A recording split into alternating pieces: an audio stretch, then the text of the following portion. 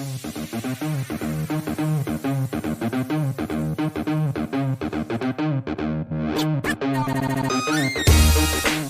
I'm Evan Mark Katz, dating coach for smart, strong, successful women and your personal trainer for love. Welcome to the Love You podcast, where you'll learn how to operate from a place of confidence and make better choices with men.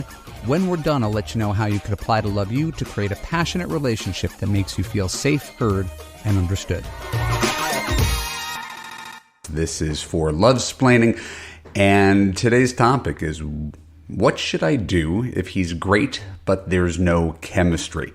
We'll get into that in a second. There's a really thoughtful reader question, and I tried to come up with an equally thoughtful answer.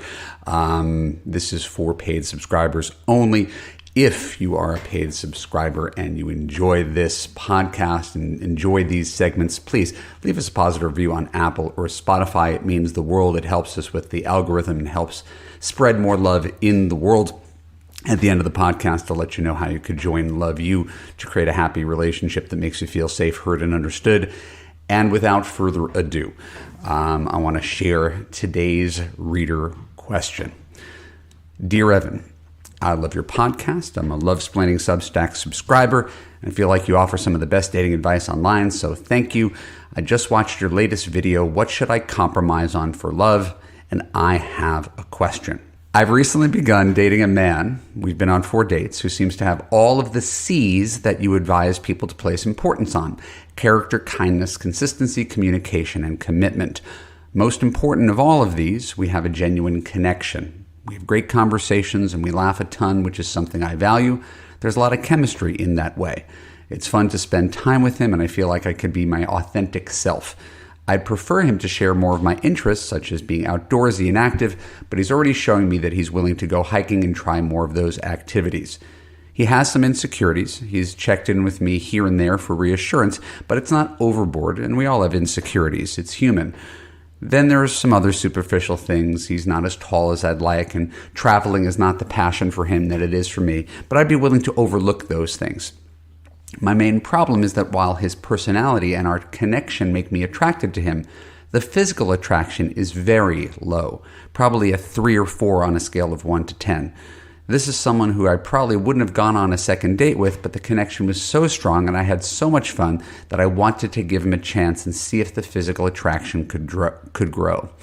I will say that my emotional and mental attraction did grow for him throughout our dates, but I've kissed him and I don't think I could go any further than that. He's not someone I'd want to be naked with, and I've made an effort to try and picture what it would be like to see if I could somehow make it work.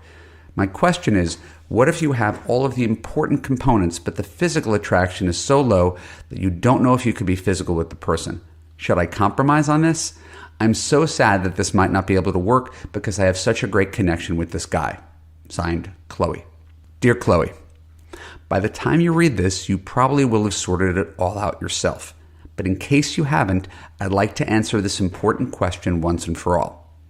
The reason that people like me, dating coaches, married people, older people, pound the drum for compatibility over chemistry is that it is more common for people to dive into relationships and stay in bad ones when there's intense physical chemistry and great sex.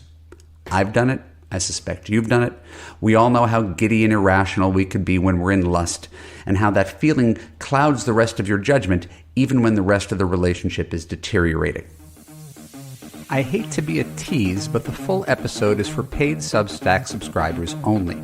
So if you want to hear my full answer to all my reader questions, go to www.evanmarkatz.com/Substack to become a paid subscriber. In addition to that, paid subscribers receive the ability to ask me questions and get coaching on my podcast, an advice column in which I answer your questions, a podcast in which I offer you live dating coaching, the ability to comment on all posts and join the dialogue in the Lovesplaining community, and exclusive content that is unavailable to the general public. Just go to www.evanmarkatz.com/Substack to join for free and upgrade for all the bonus content. Thanks, and I look forward to seeing you in the Lovesplaining community.